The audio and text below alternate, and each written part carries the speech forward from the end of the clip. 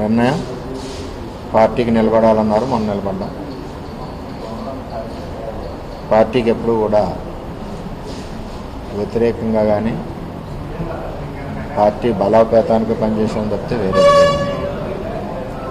రెండవది, మీరు అడిగిన ప్రశ్నకి నేను ఆల్రెడీ మొన్న లోకేష్ గారిని కలిశాను. లోకేష్ గారితో డిస్కస్ చేశాం. ఏదైతే ఇక్కడ ఇబ్బందులు లేకుండా కూటమి ముందుకు వెళ్ళాలి, ఒక కమిటీని వేసి చేయమని చెప్పాను. నాకు కూడా కొంచెం టైం స్పెండ్ చేయడానికి కూడా కొంచెం ఇబ్బందిగానే ఉంది. చేయండి, నేను కూడా ఒక్కడిని కూడా చేయలేకపోతున్నానని చెప్పడం జరిగింది.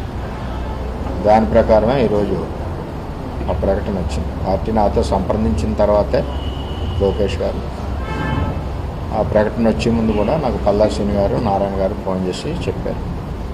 చెప్పిన దాని ప్రకారం జరిగింది. పార్టీ సమీకరణాల సమయంలో కొన్ని రకాలుగా ఆలోచన చేస్తుంటారు. ఆ ఆలోచనకి ఎప్పుడు కూడా అనుగుణంగా పిఠాపురం తెలుగుదేశం పార్టీ కేంద్ర పార్టీ అధ్యక్షుల ఆదేశాలకు అనుగుణంగా పనిచేస్తుంది. పవన్ కళ్యాణ్ గారు వర్మ ఏంటో పిఠాపురం ప్రజలు తెలుసు, వర్మ ఏంటో తెలుగుదేశం పార్టీకి తెలుసు, ఎంత కమిటెడ్గా ఉంటారో తెలుగుదేశం పార్టీకి తెలుసు.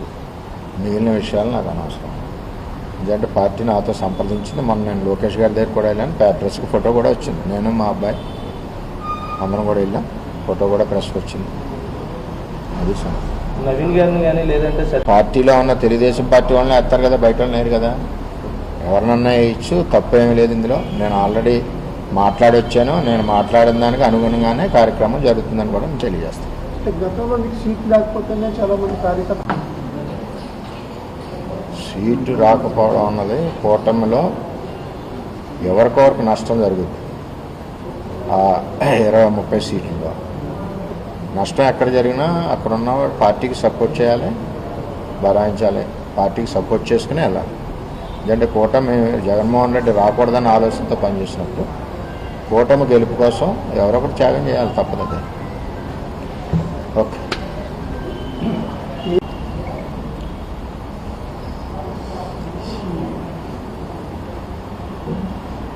పిఠాపురం అంతా తెలుగుదేశం పార్టీకి క్రమశిక్షణగా వాళ్ళు ఇచ్చిన ఆదేశాల ప్రకారం నిర్ణయం పార్టీకి నిలబడాలన్నారు. మనం నిలబడ్డాం. పార్టీకి ఎప్పుడు కూడా వ్యతిరేకంగా కానీ పార్టీ బలోపేతానికి పనిచేసామని చెప్తే వేరే. రెండవది, మీరు అడిగిన ప్రశ్నకి నేను ఆల్రెడీ మొన్న లోకేష్ గారిని కలిశాను. లోకేష్ గారితో డిస్కస్ చేశాం. ఏదైతే ఇక్కడ ఇబ్బందులు లేకుండా కూటమి ముందుకు వెళ్ళాలి, ఒక కమిటీని వేసి చేయమని చెప్పాను. నాకు కూడా కొంచెం టైం స్పెండ్ చేయడానికి కూడా కొంచెం ఇబ్బందిగానే ఉంది. చేయండి, నేను కూడా ఒక్కడిని కూడా చేయలేకపోతున్నానని చెప్పడం జరిగింది. దాని ప్రకారమే ఈరోజు ఆ ప్రకటన వచ్చింది. పార్టీ నాతో సంప్రదించిన తర్వాతే లోకేష్ గారు ఆ ప్రకటన వచ్చే ముందు కూడా నాకు పల్లా శ్రీని గారు, నారాయణ గారు ఫోన్ చేసి చెప్పారు.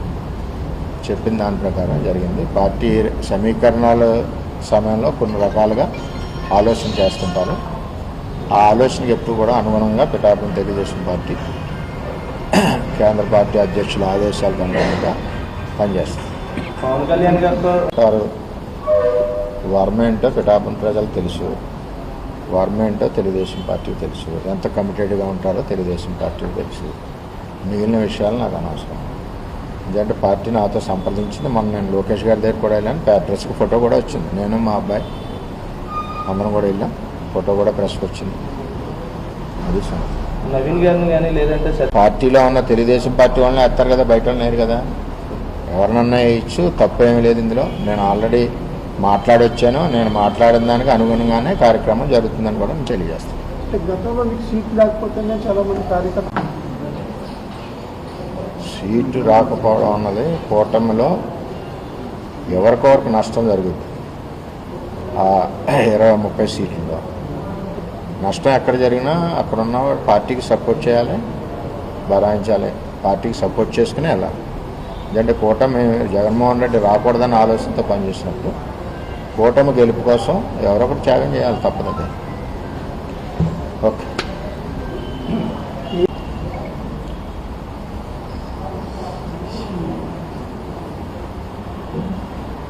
పిఠాపురం అంతా తెలుగుదేశం పార్టీకి క్రమశిక్షణగా వాళ్ళు ఇచ్చిన ఆదేశాల ప్రకారం